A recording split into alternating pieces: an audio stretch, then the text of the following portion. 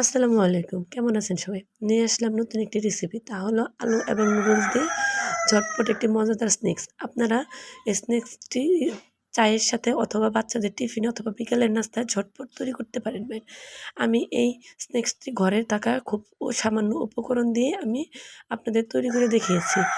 আশা করি আপনারা চেষ্টা করলে খুব সহজভাবে এই রেসিপিটা তৈরি করতে পারবেন।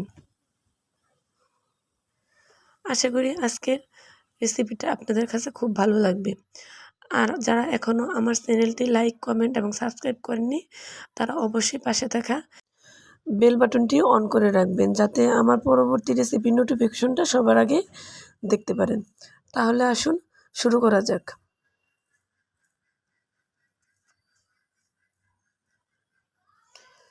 এর জন্য এখানে আমি নিয়েছি মাঝারি সাইজের কয়েকটি আলু। এই আলুটা আমি কাঁটা চামচ দিয়ে ম্যাশ করে নিয়েছি। আপনারা চাইলে গ্রেটার অথবা হাত দিয়েও এটা আপনারা ম্যাশ করে নিতে পারবেন। এখানে আমি দিয়েছি হাফ কাপ পেঁয়াজ কুচি। এই পেঁয়াজ কুচিটা আপনারা বাড়িয়ে কমিয়ে নিতে পারবেন।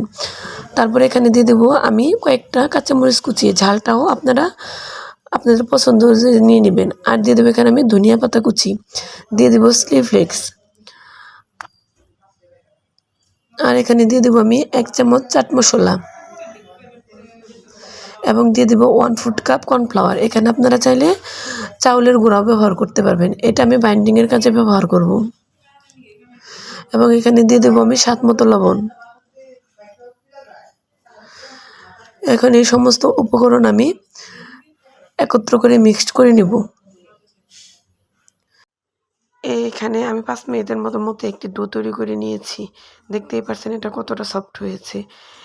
এখন আমি এই ডোটা এক সাইডে রেখে দেব। তারপরে এখানে নিয়ে নেব একটি নুডলস। এই নুডলসটা আমি ভেঙে নিব। এটা আমি ভালোভাবে ভেঙে ঝরঝর করে নিব।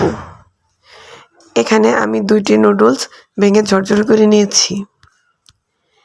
এখানে কিন্তু একটু সময় নিয়ে ভালোভাবে ভেঙে নিতে হবে। তারপর আমি এখানে আরেকটি বাসন নিয়ে নিলাম। এই বাসনে আমি নিয়ে নেব নুডলসের মশলা।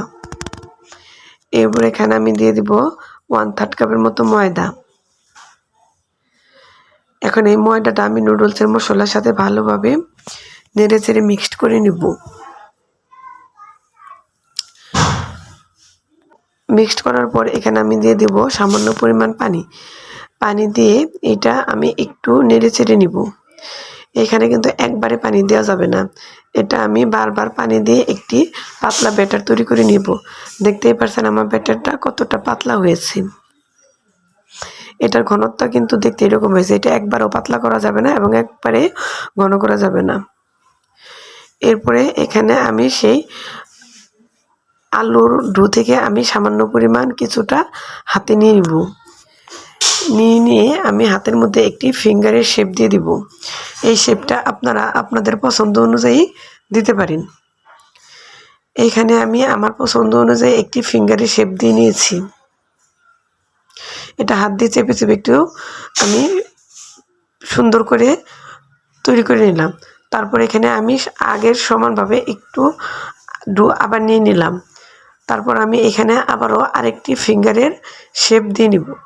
এটা হাতের মধ্যে ডলে ডলে একটু ভালোভাবে করে নিতে হবে। এটা হাত দিয়ে একটু চেপে ডলে নেবেন। এটা দেখতেই পারছেন আমি কিভাবে করেছি। এখন আমি সে আগের থেকে যে একটা ব্যাটার তৈরি করে রেখেছিলাম সেই ব্যাটারের মধ্যে এটি চুবিয়ে কাঁটা চামচ দিয়ে উঠিয়ে নিব। উঠিয়ে এক্সট্রা ব্যাটারটা আমি ঝরিয়ে নিব। তারপর এটা সে ভেঙে রাখা নুডলসের মধ্যে দিয়ে আমি গড়িয়ে নিব।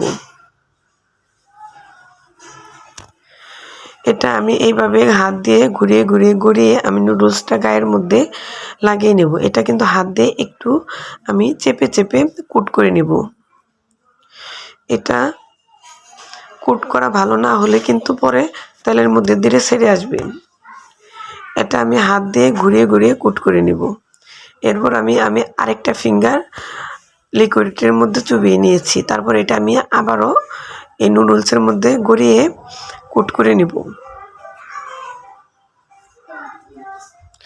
আপনারা দেখতেই পারছেন যে আমি হাত দিয়ে কিভাবে সামান্য একটু করে চেপে চেপে আমি এটা এই ফিঙ্গারের গায়ে যেন লেগে যায় এইভাবে চাপ দিতেছি। এটা কিন্তু জুড়ে শক্ত করে চাপ দেওয়া যাবে না, তাহলে কিন্তু এটা শেপটা নষ্ট হয়ে যাবে। এটা একটু সতর্কতার সাথে করে নেবেন, আর পারলে হাতের মধ্যে একটু তেল দিয়ে নেবেন। এখানে আমি সবগুলো ফিঙ্গার আমি ভালোভাবে নুডলসের মধ্যে গড়িয়ে নিয়েছি। আপনারা দেখতেই পারছেন যে এই নুডলসগুলো ফিঙ্গারের গায়ে কত সুন্দরভাবে লেগে গেছে।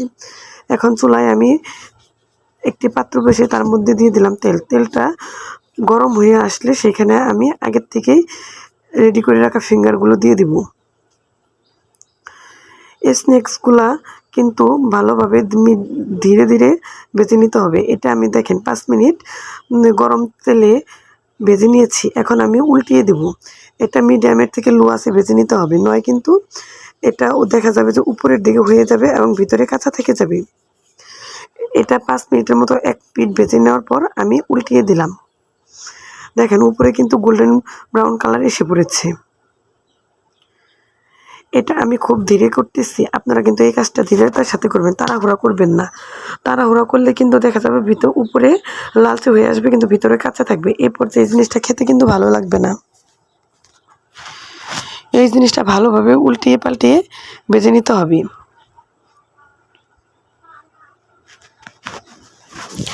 আপনারা এই জিনিসটা খুব ধীরভাবে করবেন, তাড়াহুড়া করবেন না। আমি 5 মিনিট ভেজে নেওয়ার পর আমি অপর পাশে 5 মিনিট ভেজে নেব। এখানে আমি মিডিয়াম লো আছে ভেজেছি, এর জন্য আমার 5 মিনিট টাইম লেগেছে। আপনারা তার থেকে কম বেশি হয়তো বা লাগতে পারে। দেখেন এখানে আমি 2 পিঠ উল্টিয়ে পাল্টিয়ে ভেজে নেওয়াতে আমার স্ন্যাক্সগুলোর কালার কতটা সুন্দর এসেছে। এখন এগুলা আমি উঠিয়ে নেব। দেখেন আপনাদের যদি আমার এই রেসিপিটা ভালো লেগে থাকে অবশ্যই লাইক, কমেন্ট, শেয়ার এবং সাবস্ক্রাইব করে পাশে থাকবেন। আর আপনারা কিন্তু অবশ্যই বাসার চেষ্টা করবেন। চেষ্টা করে আমাকে কমেন্ট বক্সে জানাবেন যে কেমন হয়েছে। দেখতেই পারছেন যে এটা কতটা লোভনীয় হয়েছে।